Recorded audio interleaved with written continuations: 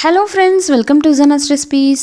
இன்றைக்கி நம்ம சேனலில் ரொம்ப சிம்பிளாக, அதுவும் இந்த லாக்டவுன் டைமில் காய்கறியை யூஸ் பண்ணாமல் ஒரு பருப்பு குழம்பு எப்படி பண்ணுறதுதாங்க பார்க்க போகிறோம்.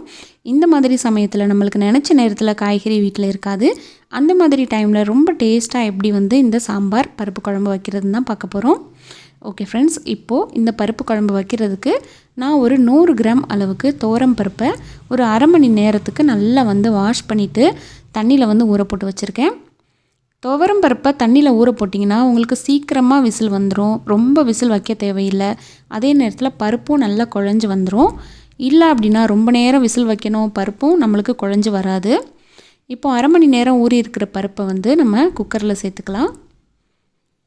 பருப்பு இந்த 100 கிராம் பருப்பு பார்த்திங்கன்னா 3லேருந்து 4 பேர் 2 வேளைக்கு, அதாவது மத்தியானத்துக்கு லஞ்சுக்கும் நைட்டு டின்னருக்கும் வச்சு சாப்பிட்டுக்கலாம்.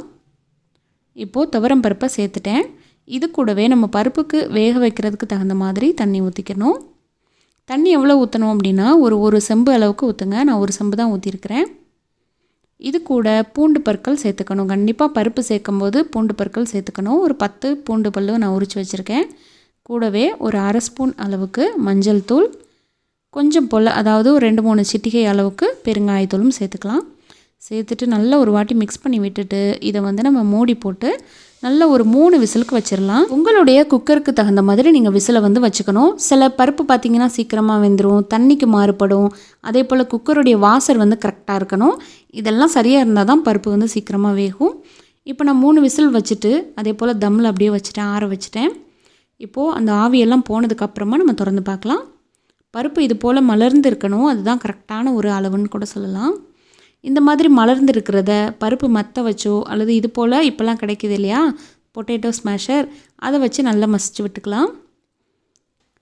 நம்ம சேனலில் ஏற்கனவே நிறைய விதமான பருப்பு குழம்பு போட்டிருக்கோம். அதில் நிறைய சகோதரிகள் கேட்டிருக்கீங்க, எத்தனை விசில் வச்சாலும் பருப்பு வேகவே மாட்டிக்குது அப்படின்னு சொல்லிட்டு.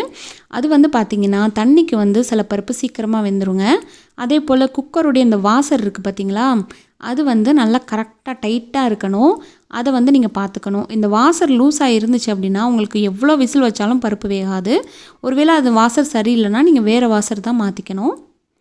அதாவது கேஸ் கட்டுன்னு சொல்லுவாங்க. இப்போது பருப்பை இந்த அளவுக்கு கடைஞ்சி வச்சுருக்கேன். இப்போது பருப்பு தாளிக்க ஆரம்பிச்சிடலாம். அடுப்பை பற்ற வச்சுட்டு ஒரு அடிக்கனமான பாத்திரம் வச்சுருக்கேன். அதில் ஒரு 3லேருந்து 3.5 ஸ்பூன் அளவுக்கு ஆயில் ஊற்றிக்கோங்க.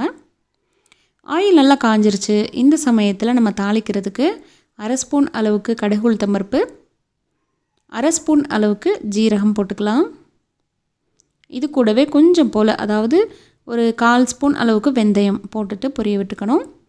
கூடவே ஒரு 10லேருந்து 15 சின்ன வெங்காயம் சேர்த்துக்கலாம். கொஞ்சம் போல் கருவேப்பிலையும் சேர்த்துக்கலாம். இது கூடவே இந்த மிளகா, அதாவது காஞ்ச மிளகா இருக்குது பார்த்திங்களா, ஒரு 4 மிளகாவை இது போல் குட்டி குட்டியாக நான் நறுக்கி வச்சுருக்கேன். அதை சேர்த்துக்கலாம். மிளகா இவ்வளோ சேர்த்தா காரமாக இருக்குமானா கண்டிப்பாக கிடையாது. இது போல் மிளகா சேர்க்கும்போது அதோடைய ஃப்ளேவர் அமேசிங்காக இருக்கும். இப்போ தாளிக்கும் போது கொஞ்சம் போல் பெருங்காயத்தூள் சேர்த்துக்கலாம். இவ்வளோ பெருங்காயம் சேர்க்க வேண்டிய அவசியம் இல்லை. சில பேருக்கு வாய்வு பிடிக்கும், அதுக்காக தான் நான் சேர்க்குறேன்.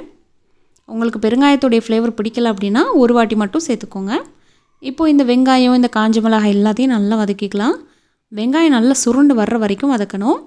இப்போ வெங்காயம் நல்லா சுருண்டு வந்துருச்சு. இந்த சமயத்தில் ஒரு 3 மீடியம் சைஸ் தக்காளி பழம் நான் நறுக்கி வச்சுருக்கேன். அதை சேர்த்துட்டு நல்லா ஒரு வாட்டி வதக்கிக்கலாம். பருப்புக்கு எப்போவுமே புளிப்பு கொஞ்சம் கூட இருக்கிற மாதிரி பார்த்துக்கணும். சில பேருக்கு புளிப்பு பிடிக்காது. அந்த மாதிரி சமயத்தில் உங்களுடைய தக்காளியை குறைச்சிக்கணும். இப்போ இதில் ஒரு அரை ஸ்பூன் அளவுக்கு லைட்டாக காரம் போட்டுக்கலாம். மிளகாய்த்தூள் போட்டுக்கலாம். மிளகாய்த்தூள் இல்லாமல் கூட செய்யலாம். ஏன்னு சொன்னால் நம்ம காஞ்ச மிளகாவே இவ்வளோ போட்டிருக்கோம். இருந்தாலும் உங்களுக்கு கொஞ்சம் ஃப்ளேவர் நல்லாயிருக்கும் அப்படிங்கிறதுக்காக நான் மிளகாய்த்தூள் சேர்க்குறேன். எங்களுக்கு ஸ்பெஷலாக பிடிக்கும். இப்போது தக்காளியும் நல்லா வதங்கி அந்த ஆயிலெலாம் பிரிஞ்சு வரணும்.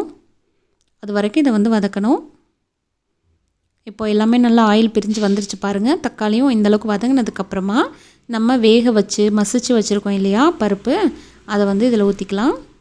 இந்தளவுக்கு பருப்பை திக்காக தான் நீங்கள் வேக வச்சு வச்சுக்கணும்.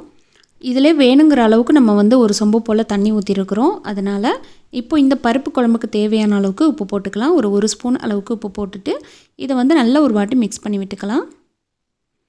உங்களுக்கு சில பேருக்கு பார்த்திங்கன்னா ரொம்ப தண்ணியாக இருந்தால் தான் பிடிக்கும். அந்த மாதிரி உள்ளவங்க நிறைய தண்ணி ஊற்றிக்கலாம். இப்போது பருப்பை நல்லா ஒரு 3 நிமிஷத்துலேருந்து 4 நிமிஷம் வரைக்கும் நல்லா ஹை ஃப்ளேமில் வச்சு கொதிக்க விட்டுக்கணும்.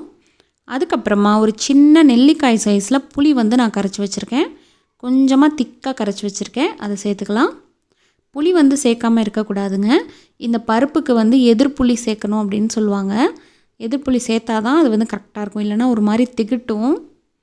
இப்போ புளி சேர்த்துட்டு மறுபடியும் ஒரு 2-3 நிமிஷத்துக்கு கொதிக்க வச்சுக்கலாம். இந்தளவுக்கு திக்னஸாக இருந்தால் நல்லாயிருக்கும் அப்படிங்கிறதுனால நான் திக்காக செய்கிறேன். உங்களுக்கு எந்த அளவுக்கு குழம்பு கன்சிஸ்டன்சி வேணுமோ அதுக்கு தகுந்த மாதிரி அட்ஜஸ்ட் பண்ணிக்கலாம். இப்போ பருப்பெல்லாம் நல்லா கொதித்து புளியோடைய அந்த பச்சை வாசனை எல்லாமே போனதுக்கப்புறமா கடைசியாக கொஞ்சம் போல் கொத்தமல்லி தலையை தூவ மறந்துடாதீங்க. பருப்பு குழம்பு அப்படின்னாலே கொத்தமல்லி தலைகள் கண்டிப்பாக சேர்க்கணும். அது சேர்த்தா மட்டும்தான் அமேசிங்கான டேஸ்ட்டாக இருக்கும். இப்போ கொத்தமல்லி எல்லாம் சேர்த்ததுக்கப்புறம் இப்போ பாருங்கள் எந்தளவுக்கு கன்சிஸ்டன்சி எப்படி இருக்குன்னு சொல்லிட்டு ரொம்ப ரொம்ப சூப்பராக இருந்துச்சுங்க.